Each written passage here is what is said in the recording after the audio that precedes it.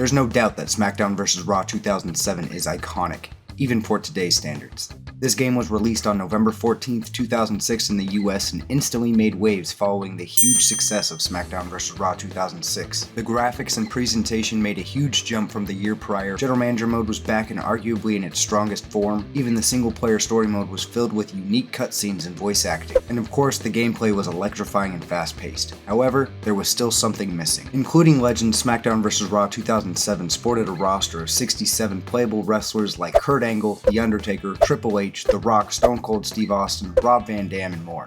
Not bad, but given some of the superstars that had major pushes in 2006 didn't make the game, leaves room for improvement. I'm going to dive in and determine 5 additions to the roster that would have elevated this game even further had they been included. As a disclaimer, the cutoff date in which superstars could make the game was WrestleMania 22. There are multiple names on this list who joined or rejoined the WWE following WrestleMania 22 who are not eligible to make the final cut no matter what. Number 1. Jeff Hardy. Jeff Hardy made his return to the WWE in August after a hiatus of just over 3 years. Jeff was instantly thrust into the singles spotlight, butting heads with then WWE Champion Edge, feuding with Johnny Nitro and ultimately winning the Intercontinental Championship for the second time in his career on the October 2nd episode of Monday Night Raw. Hardy would drop the title for a week to Johnny Nitro only to regain the championship for a third time on the November 13th edition of Monday Night Raw, one day prior to the release of Smackdown vs. Raw 2007. So imagine yourself, a young preteen just about to enter your teenage years. Last night you just witnessed Jeff Hardy roll up that bastard Johnny Nitro with a crucifix pin. Melina is looking right but she's upset. You are hyped. You were fortunate enough to get hooked up with the Smackdown vs. Raw on release after you spent the first few months of school pretending to be focused, so you'd be rewarded with this absolute banger of a game. And you can't even recreate this Raw moment because Jeff Hardy, the now Intercontinental Champion, isn't featured in this game despite returning to the WWE 3 months prior. Boo.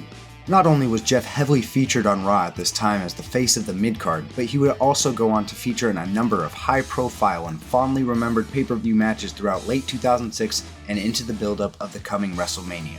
Unforgiven, Survivor Series, Armageddon, though Joey Mercury wasn't too fond of this one, New Year's Revolution, the Royal Rumble, No Way Out, and we all know what happened at WrestleMania in that Money in the Bank ladder match. There was great anticipation to be able to play as Jeff in SmackDown vs. Raw 2008, and that's because Jeff Hardy should have been in SmackDown vs. Raw 2007. Number 2. MVP. Another highly anticipated superstar to come to SmackDown vs. Raw 2008 was MVP, who made his first on-screen appearance in August 2006, much like Jeff Hardy's return. While Jeff was energizing Monday nights, the quote, highest paid free agent in the history of sports entertainment, Montel Vontavious Porter was heating up Friday nights. I say heating up because almost immediately he found himself entwined into a rivalry with the Big Red Machine, Kane. The highly coveted free agent kicked his WWE career off by getting involved with the Brothers of Destruction, scoring some big victories over Kane and participating in WWE's Final Inferno match at the time of this recording. MVP returned from his kayfabe injury and again found himself locking up with one of the more reputable names on the roster, Chris Benoit, eventually earning the United States Championship. MVP began building a large fan following despite playing a heel. His fresh look, entrance, and swagger would have added an exclamation point to the updated presentation SmackDown vs. Raw 2007 was unveiling. You didn't know what WWE's plans were with the Purple Power Ranger, and they only have so much freedom as far as who makes it in. MVP did appear after the cutoff after all, but his inclusion in the roster would have taken this game from banging to ballin'. Who do you think deserves to be on this list? Of course, this is my opinion. I'd love to hear what you think down below in the comments, and please subscribe to the channel if you enjoy unnecessarily deep diving into wrestling video games that are old enough to learn how to drive. Back to the list.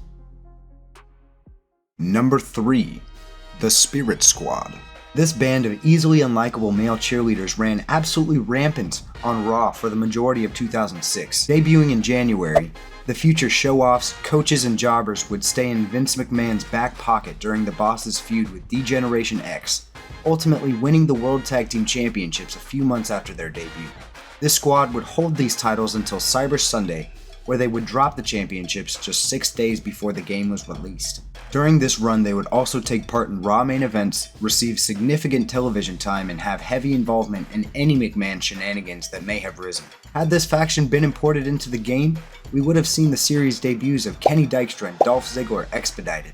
and it would have added a bit of variety to a game that was lacking in tag teams, as many games in the series did. Their inclusion would have heavily suggested a need for some type of 5-man involvement, as that was their status quo. But that is a code that is yet to be cracked to this day, let alone nearly 2 decades earlier in 2006. This team most certainly did not miss the eligibility cutoff, so it did come as a surprise that at least some of the members were not included. Whether fans necessarily wanted them in the game, that's another question. Number 4. Paul London and Brian Kendrick. On the topic of tag teams, it'd be hard to argue that there were any teams hotter in 2006 than the team of Paul London and Brian Kendrick. The duo would become WWE Tag Team Champions at the Judgment Day pay-per-view on May 21st, 2006, defeating Eminem. The titles would be dropped in April of 2007, marking the longest reign in the championship's history at that time. Despite being the holders of the Blue Brand's tag team titles, they were nowhere to be seen in the game. Not only would the duo get snubbed from Smackdown vs. Raw 2007, but even more surprisingly, they didn't make the cut for the next year's game either. So you're telling me the longest reigning WWE Tag Team Champions of the Ruthless Aggression era couldn't even get featured into WWE's popular game franchise until Smackdown vs. Raw 2009? What's even crazier about this is the fact that Paul London was in Smackdown vs. Raw 2006, the game that was released the year prior. They could have just ported him over with a different attire and I'm sure people would not have complained. The omission of these two has got to be the biggest mystery amongst this entire list, given the fact that they had been such a focal point of a rather weak tag team division as well as having longevity on the roster. While it's understandable that guys like Casey James, Idol Stevens, and Dave Taylor didn't make the cut, we the players were left scratching our heads wondering why Ukes and the WWE decided to exclude the game. Now of course, at the time development began and the roster had been decided, London and Kendrick weren't exactly household names. The two began the calendar year looking for some kind of way to etch themselves a spot on the main roster. That is, however, exactly what they did on their path to making history, and it was an absolute shame that Brian Kendrick and Paul London were not included in Smackdown vs. Raw 2007. Number 5. Victoria. During the Ruthless Aggression era, the women's division of the WWE was dominated by Lita, Trish Stratus, and some may even say Mickie James and Beth Phoenix. However, one of the true unsung heroes of women's wrestling is Victoria. I remember watching as a kid and thinking that Victoria was definitely borderline psychotic, but also a total badass. The 2-time women's champion was one of the women in the early 2000s that not only looked the way Vince wanted, but could also go in the ring and put on a hard-hitting match. The Smackdown vs. Raw 2007 women's roster only consisted of 7 female wrestlers, Jillian Hall and Melina on the Smackdown side, whereas Candice Michelle, Tori Wilson, Mickie James, Lita, and Trish Stratus filled out Raw's end.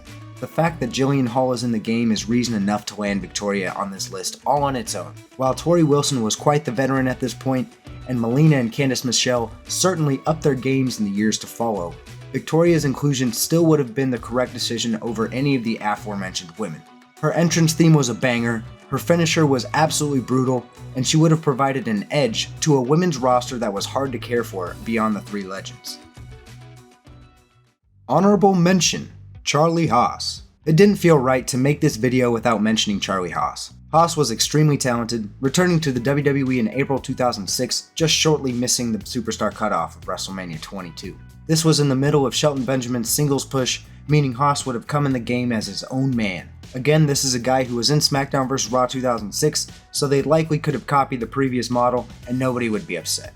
While he didn't make the game's final roster, he did make it into our hearts. The point is, Smackdown vs. Raw 2007 is an excellent game that you really can't point your finger at too many things for its time, except the weight detection system. However, I constantly found myself thinking, it would be cool if Jeff Hardy was in this game, or I wonder why London and Kendrick didn't make it in the game considering they are the damn tag team champions.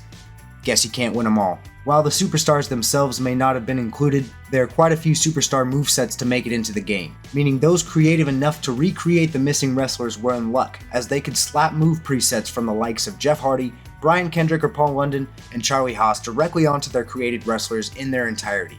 In 2006, there were enough online forums that held formulas for the majority of grapplers you may want to create and put into your game. I know this channel typically attracts those born in the 20th century, so for the younger audience, think community creations on 2K, but you don't have the luxury of just downloading the pre-made created wrestler. Ukes clearly had the foundation of a few of these guys to make it into the game, so it just kinda makes me say, come on! They just had to render a few hundred more animations, damn it. While so many people, myself included, have such positive memories of Smackdown vs. Raw 2007, this list goes to show there are quite a few superstars that should have been in the game. Thank you for watching. If you made it to the end, I've got a feeling you'd enjoy my 24/7 series with Carlito. Check it out here. I'm D with Nearfall Gaming, and we'll catch you in the next video. Take it easy.